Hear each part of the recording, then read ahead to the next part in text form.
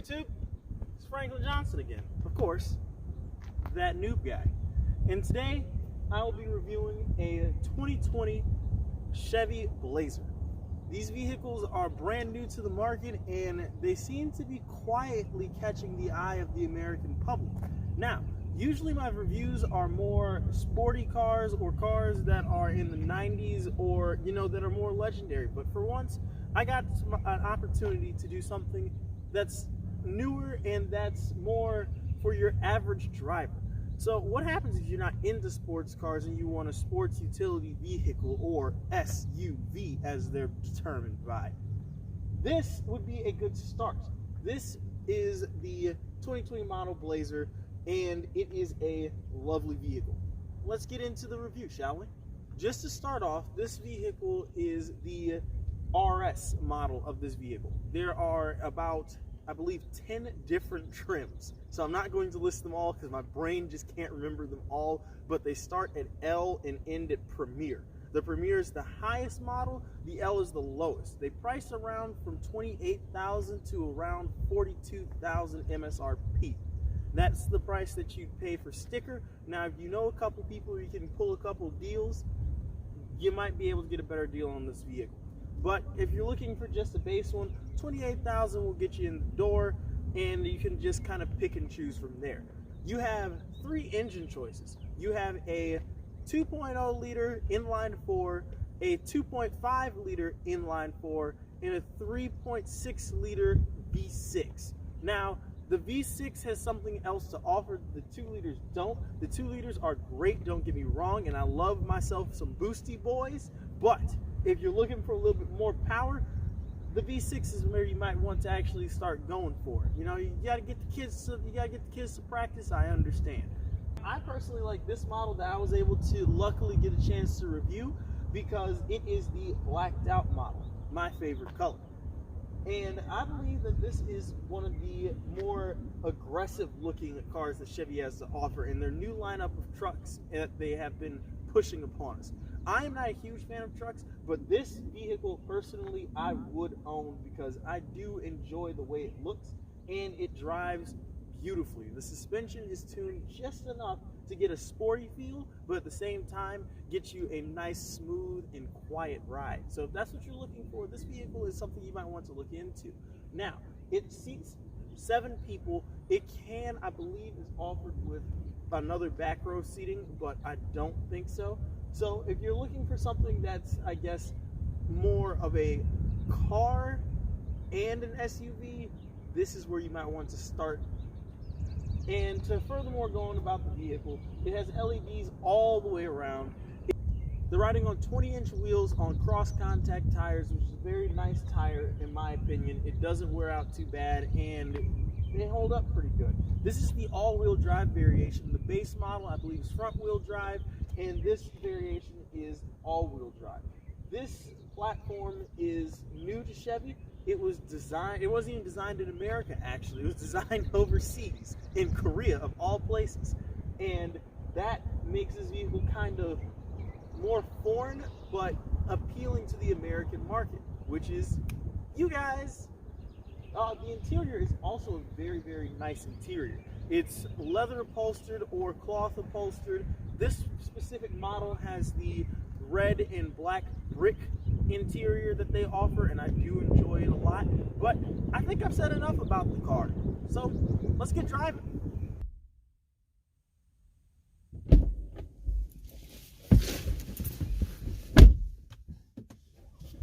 Hey YouTube, let's get to it. So, as I mentioned, this is the V6 variation of this vehicle, and it definitely has a nice little bit of spunk to it.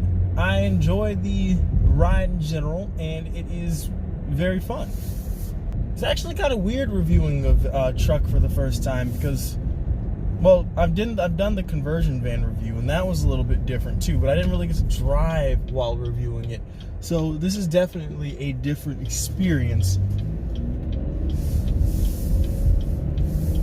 I've never really been a truck person myself, but we won't really get into what my personal preferences are.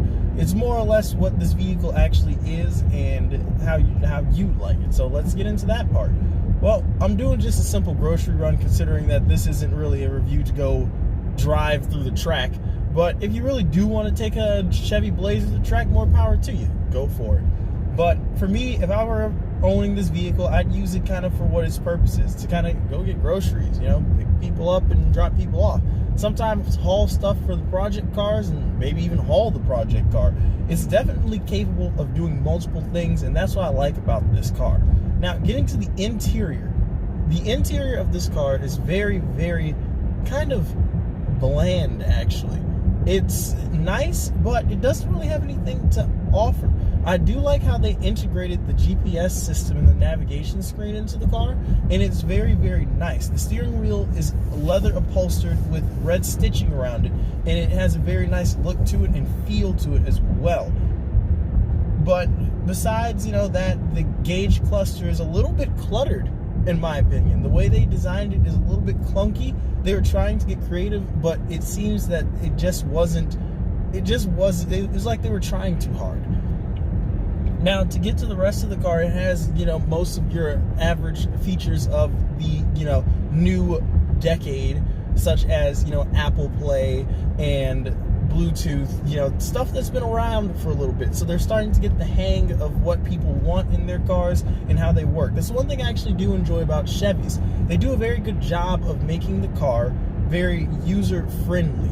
And I believe that's something that gives this car an upper hand. It's very user-friendly. It's good to sync with Apple products. It's good to sync with Android products as well.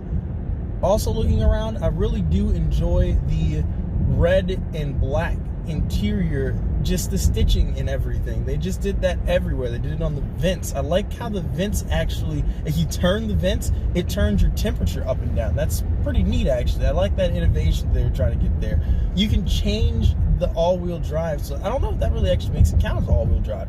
It actually kind of low-key is a four-wheel drive in a sense, because you can change to see a two-wheel drive or a 4x4. So that's a interesting touch, and I've played with it a little bit, and you definitely can feel the difference. It rides definitely different from different terrain settings that you have. I'd love to take a chance to take this off-road, but considering this isn't my vehicle, I won't be doing that.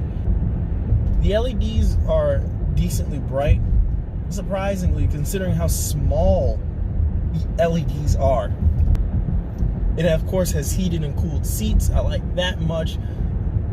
Going back to just how everything is user-friendly, it even though it's bland, everything kind of works. You don't have to really look too much, and I guess that's maybe what they were going for, is that you don't have to look too much to enjoy this car. But besides that, this is one of those vehicles that, you know, everything's built with quality. There's a little bit of plastic here that I don't really think should have been. They could have really actually stepped up the quality a little bit more. They've definitely stepped up the quality in the last decade, from the early 2000s, from the Cobalt generation, where everything was basically a budget bin, from the Corvette all the way down to the Cobalt. But they did a good job just trying to, you know, make ends meet. But for $32,000, I should not be able to tap this and make a plastic noise. Everything should kind of be upholstered and at least fake the funk, guys. But besides that, it has the backup camera as well, and that works great.